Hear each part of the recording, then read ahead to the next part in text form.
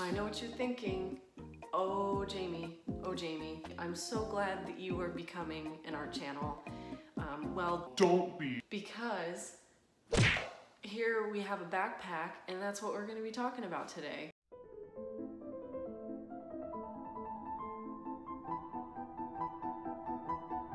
I thought I would take everyone here on a little journey through my backpacking gear before I packed it all up because we're moving. This is also a video presentation for one of my classes called Applied Environmental Design, and obviously we would be doing those in class, but due to the circumstances we will be doing it online, and I decided to put it on YouTube for everyone to see, and we will all enter the Tim Rummage Zone together, which is a wonderful, knowledgeable place to be. Before we get into the meat in my bag, the meat of the video and get into my bag, I will address, first of all, that this is an amateur's guide, purely that I'm not an expert. I've only taken one trip that lasted about a week, and it spanned about 55 miles on the Appalachian Trail.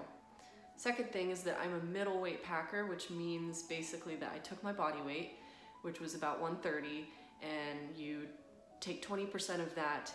That is how much your fully packed pack should weigh. So this thing, when it was fully packed and we went, it was probably about 26 pounds, and it felt fine. Like, it didn't feel like too much, it felt like just enough. It was hard, but it was just enough. And then the last thing is that I won't be showing any food, obviously, because I digested that so long ago. Instead, we'll just be talking about the food, because that's a really cool part of backpacking to me, and that's something that you look forward to all day after you hike almost 10 miles. Okay, well, that's, let me look into this. Okay, so let's get into the bag. It's actually been quite some time since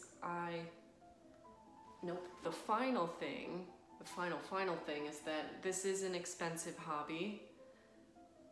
All hobbies are expensive. You know, you gotta lay down some money before you get into the meat, besides maybe hitting a stick in a rock in your backyard, if that's a hobby. Anyways, although it is expensive, it is usually spanned out over the course of a year, like buying all your gear, and there are garage sales, like REI garage sale is where I got some of my really big, expensive items, including my backpack, which we will address in a second. And it helps so much.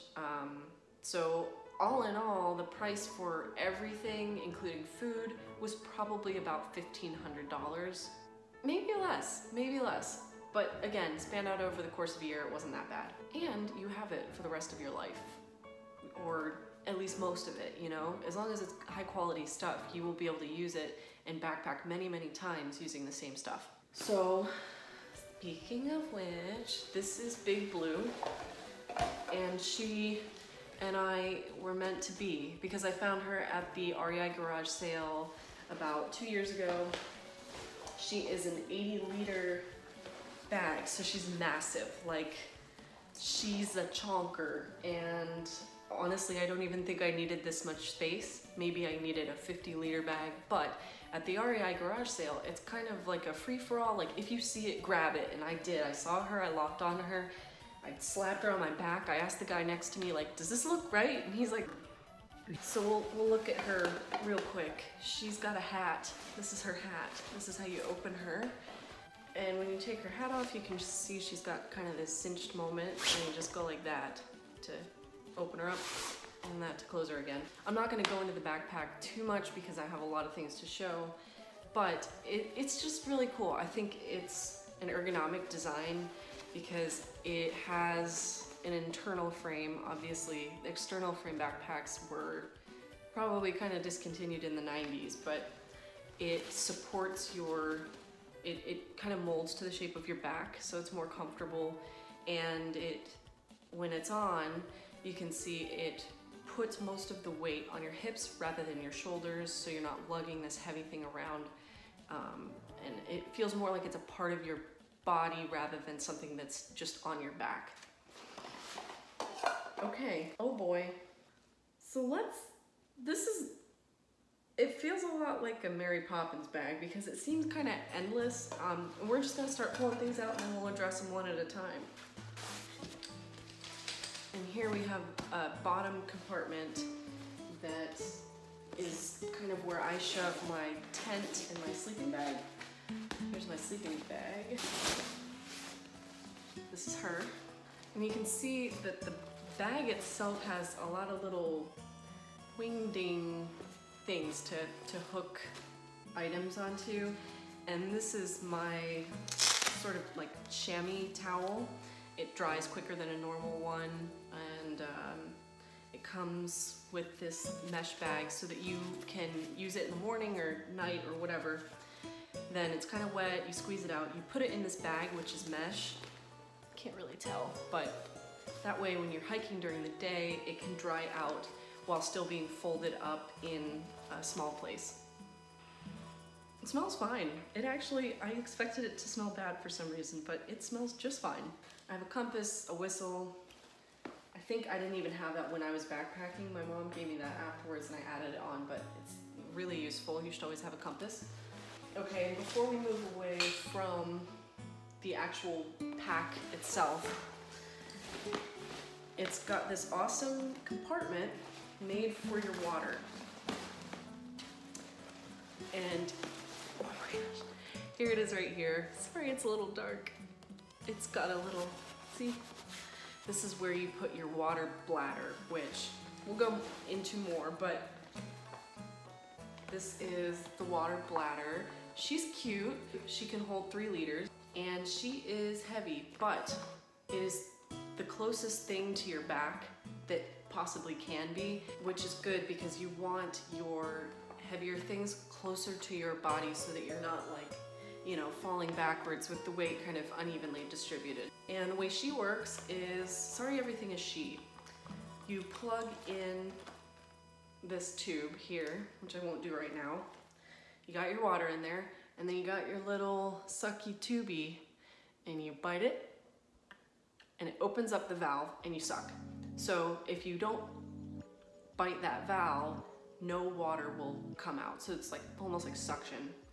And you also can open and close the water flow using this. So it's like double protection. So that's the water bladder. Let's get into water filtration. Okay, here's my best friend and the thing that kept me alive on the trail. This is a Sawyer Mini water filtration system. A lot of people probably have these already for emergencies or storms. And how this works is you fill this bag with the dirty running water. You always want to have running water from a stream. Try not to drink still water, ever. You fill it up, you kind of, you know, are sitting there, you're looking at the people at your camp, you're like, hey. Then once it's full, you unscrew this, okay? You screw it onto your water filter. You undo the cap of the filter and you squeeze. You squeeze into whatever thing that you want to drink your water out of. So in my case, I brought this, but I also brought this. So I had a lot of water on me. I wanted to have 4 liters at all times, and I think that that was just enough. In fact, I almost could have brought more for the whole day. If you don't find a stream the whole day, that's your water supply for all of these, you know, 3,000 plus calories that you're burning, you're sweating. You need a lot of water out there. So it would be a little bit of a weird balancing game. I would kind of stick this between my legs and try to open this. Then I'd stick my thing in and I'd squeeze, and it goes kind of slow. So it is a little bit of a peaceful calm down time from the rest of your trek. So when I was on the trail the first time, I brought this little metal cup because it was super lightweight, stainless steel. It could hang off of my pack. And then I tried to drink hot coffee out of it. And every time I tried to sip it, it burned my lips. So I do not recommend the metal cups. I actually had to wrap one of my socks around it, which is disgusting because these are the socks that I'm wearing, and I had to kind of go like this so that it wouldn't burn my lip. Anyways, I just bought this instead. It is plastic and like a cozy on the outside. Looks like that. I think this is gonna be a lot better, and it's super lightweight. Okay, and we all know what this is, right? That's right, it's my stove. Isn't that amazing? I just think this is crazy that this is my stove. This is what I use to cook food. It's so small, it's so compact. So how it works is we'll take all these little prongs, and we will extend them out like that. This is how we control the fuel on and off. And then here's our fuel. This is a full one and it's huge. I took a smaller size, this one, on the trail with me, and I didn't even use the whole thing for a whole week. And that was, I would say, cooking 2 meals a day, sometimes 3. I'm not gonna actually do this because I'm in my house right now, but essentially you would take the cap off, screw this on, set it down, turn on the fuel, and then it would start kind of releasing a gas, and then you light a match or you use like a long stick lighter. I do not recommend the little lighters because you get too close to it and sometimes it will kind of ignite. So you light it with the fire and then it just burns, and you can keep your gas running as long as you're cooking your food, boiling your water, whatever. And then you just turn it off, wait for it to cool down, and it cools down really quickly. And then you take it and you put it away. This is my favorite piece of gear. I think this is amazing. Probably not super important, but this was my eating utensil. It's like a spoon, spork, fork little deal. And it was okay. Washing it is a pain. And when you're washing food or your body or clothes, you should always use a sustainable soap. So I use something called Wilderness Wash, which is biodegradable. It's completely safe for the water and the soil and everything. It has a very particular smell to it, and whenever I like pass someone when I'm jogging or biking and I smell that, I'm like, you're one of us. But I mean, I would just sort of, you know, take a little bit of my either boiled water or filtered water and take my chamois cloth and the soap and just kind of go like this and then kind of rinse out the chamois cloth. You know, I was probably eating a lot of dirt, but you're pooping in the woods, like whatever. Here's something I spent a lot of money on and did not need, is this shovel. I'm sorry there's dirt on it. This is probably gonna be really gross when I tell you what it is. This is called the Deuce No. 2, and it is super lightweight. I mean, it's like nothing, right? It was $20, and it is to dig a hole for your business when you're out in the woods. But my hiking partner was just using a stick, and she said it worked fine. So maybe don't get this. So do we want to talk about pooping in the woods? Because we can. I brought some tissues, like little packs of tissues, and you go out into kind of some bushes or behind a tree. You want to be 200 feet from water, obviously, to do any kind of bathroom stuff, and away from campsites, again, probably 200 feet or more. And you dig a little hole if you're going No. 2, and then you do it and you cover it up. Yeah, that's really all I gotta say on that. It's not as bad as you would think. The first day you're like, this is wrong. But then by the 3rd day you're like, you know, this is pretty nice. I'm gonna miss this. Anywho, sleeping bag. Let's yank this guy out. This is, again, way lighter weight than you would think it is. I forget how much it actually weighs. I would say it weighs about what a newborn weighs, maybe less. I don't think it's 7 pounds. That's what babies weigh, right? Now, it is kind of a pain to get out, I will say that. And he is really shoved in there. I mean, like, actually putting it in looks so funny, and I'll do it, but looks kind of like a weird tapewormy, no, sea cucumber. And when you're in it, you feel like you are within a sea cucumber too. It's quite comforting. I won't get in it today, and it also has a bit of a smell.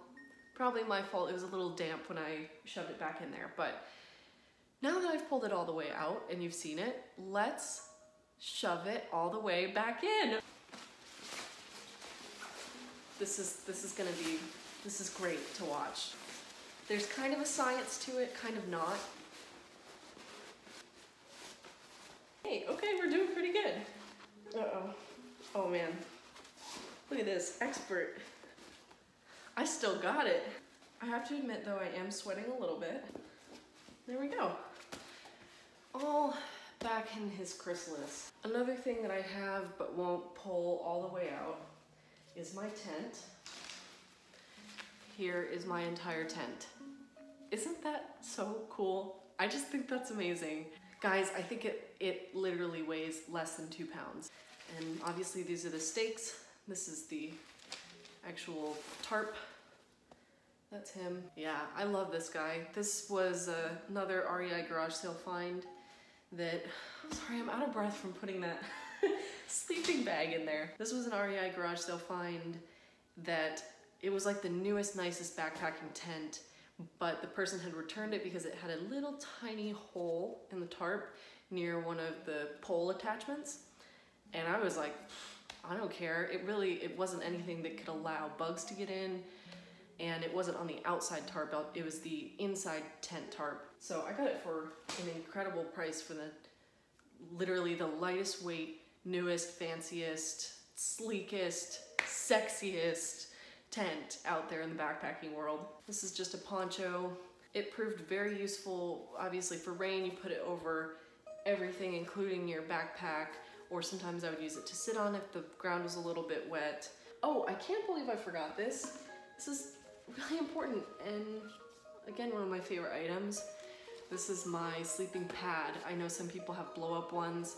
I have this foam one, very lightweight, and this goes in your tent below your sleeping bag, so your body isn't in direct contact with the ground at all, because your sleeping bag is usually very thin, and it really would hurt your back quite a bit to just sleep in your sleeping bag on your tent ground. This was essential, and I also use this to sit on. In fact, I would like to get, there's a smaller version of this that is just used as like a seat. I was kind of, going like this and sitting on it or whatever when I was at camps, because you do not take sitting for granted when you're out there. It feels so nice at the end of the day, or when you're having lunch or a snack, just to sit down on the freaking ground on something other than the dirt, because you get so dirty. Your butt is dirty, and then your hands are dirty, and then you're touching your food, and then suddenly there's dirt in every crevice of your body. And this can really save you, or a little seat thing can save you. Well, we didn't really talk about food all that much yet. Oh yes, speaking of which, this is what I used to cook with. It was awesome. I mean, I love this thing. It is by GSI Outdoors. My little pot with a handle. Oh girl. Here's the lid. And then inside is, I guess this was probably the fuel I was using at the time because it's so dirty. You put your water in here, you boil it on your little stove, put the lid on it, make it go faster, and then you put your food directly in here and eat it out of here. I mean, looking at this sparks joy, because it's just such a lightweight, awesome thing with a great handle, and I looked forward to seeing this at the end of the day. This was like my highlight, to be able to look at this, look in there, see the food in there, and put it in my body. So the food I was eating, I got, I would say 4 or 5 packs of dehydrated meals, and they were huge. I mean, they're worth like almost 1,000 calories, and you need it. You really need it by the end of the day. So it's things like chicken pot pie, biscuits and gravy, like stir fry. My favorite one, oh my gosh. Oh, the chili mac. Oh, I will never, in fact, I would buy that dehydrated chili mac just to make it on a normal day. It was so good. Oh, the chili mac. For other food, for like lunches and breakfasts, I brought some protein bars, nuts, trail mix, dried fruit, packets of peanut butter, and beef jerky was my best friend. I always kept a little thing of beef jerky in one of these pockets here, so it was readily accessible if we wanted to stop for water or just take a break. I would reach in that pocket and I would pop one thing of beef jerky in my mouth, and that was like, it kept me going, it kept my energy up the whole time. And really I think that's it. I mean, we can quickly look at my boots. These are oboes. I love oboes, but they gave me really bad blisters on the back of my heels. I don't think that's these boots' fault. I'm prone to getting blisters pretty badly, and I also think that I had a pair of socks that was kind of loose. Oh, I just saw my hiking poles. We have not addressed that yet. These are the socks that I use. They're REI wool blend, and they were good, but I did get recommended some sock liners to wear underneath the socks so that there's not as much rubbing happening. I haven't tried it out yet, but I am very curious about it. Here's the poles I was talking about that I forgot, and they were all right. They have cork handles. They are incredibly dirty from all my sweat. So these poles extend to where you need them, like this, and they tighten like that. However, I learned that you need tips for your poles because this is literally exposed metal, and this is a plastic bit. You're supposed to buy the pole, and then you're supposed to buy like a rubber tip for the pole. Didn't know that until like a day before I left. But these fared fine. I mean, yeah, they're torn up, and I probably shouldn't use just this plain tip again, because I could hear after a while, like when I'm hiking along, the metal was hitting the rocks, and I'm like, yeah, I could probably, this might break or something. So a couple of things that I forgot was this sack sort of bag. I think they call it a stuff sack. This rope, which is for hanging the stuff sack in a tree, is a bear bag. You basically put all your food, your toothbrush, your toothpaste up in here and hang it at night so that bears don't want to get into it. And my light that goes in my tent at night, or if I need to go to the bathroom at night. But that is it. Wow, that was a lot of stuff, and this is a pretty long video. I just want to say that I recommend backpacking to anyone. It's incredibly sustainable. It's mostly waste-free, and anything that you use, you pack away and you dispose of safely. Nobody's throwing trash on the trail anywhere. Like, we never saw that because everyone is so conscientious out there that littering is really not a problem. And I just think it's a great way to learn about living minimally, and also it's great design. All of these things are so well designed. Like a tent that weighs, I think it's 1.5 pounds. 1.5 pounds to have a living space, that is incredible. So in summary, I am a gearhead, not so much a gear expert, but I just think that gear is so cool. Thank you for joining me in the Tim Zone. I hope, Tim, that you enjoyed this. I hope that my friends, my followers enjoyed this. And let me know if you'd like to see more outdoor stuff, hiking stuff, biking stuff, climbing stuff. I mean, I could just talk about it all.